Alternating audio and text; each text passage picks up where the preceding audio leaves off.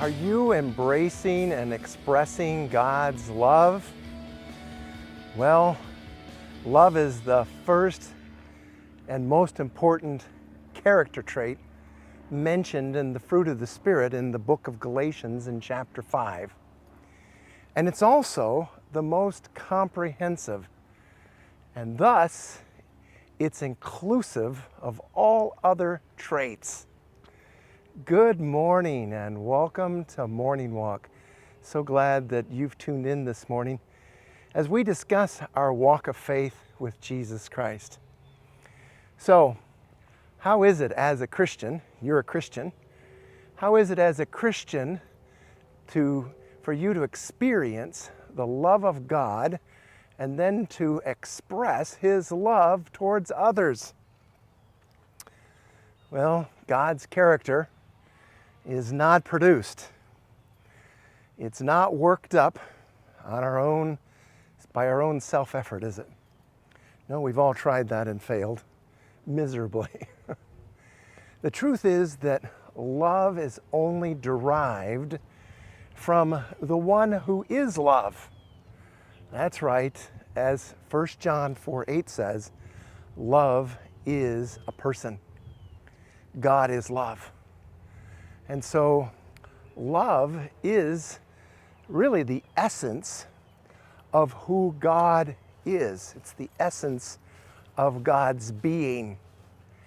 And one thing that we know about the character of love is that it is self-giving and it is others-oriented.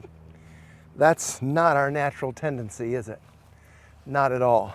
The natural man doesn't know anything about unconditional love. And yet God's ultimate objective for you and I as Christians is that His divine character of love would be manifest in our behavior, in the relationships that we're having, in the daily walk of faith that we're experiencing. And as mentioned, only God can produce and express His godly character. So this idea that you and I can, do something to enhance us being able to better express the character of God is a faulty one. No, it's God's character, and if it's going to be expressed, we're going to have to participate with Him in allowing Him to express it in and through us. Because only God can produce and express His divine character, His godly character. Now, the good news is that we are indwelt. We are indwelt with the personal presence of the Spirit of Christ. And so He is the means of grace, which means that we have the full provision and potential to not only participate, but to express this loving character of Christ through our God-given freedom of choice. So what does that mean? That means that as you and I choose, and this is so important, as you and I first choose to embrace, we have to be willing to embrace the love of God. God's endeavoring to love us first. And as we choose to embrace the love of God, then we can allow for the expression of that love towards someone else. So how do you know? This would be the practical question. How do you know whether you're experiencing and expressing His love? Well, you often know what it is by what it ain't. And one of the things we know here is that His love is unselfish, His love is unconditional, and His love is non-selective. That means God wants to love everybody, even those unlovely people in your life. And His love seeks the highest good of others without seeking any personal benefit on your part. Wow. What do I get out of it? Well, that's not a part of a love discussion. So the question is, are you allowing God to love you? And if you're experiencing that love, then you can allow that love to be expressed through you.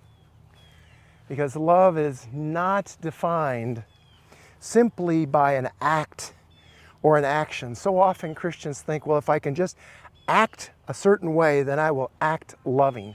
No, love is not an act or an action per se. Love does not take the situation into one's own hands to resolve the problem.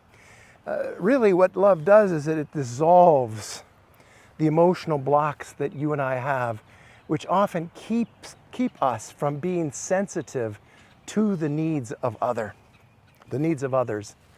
And so what we discover is that love is the antidote to fear and paranoia.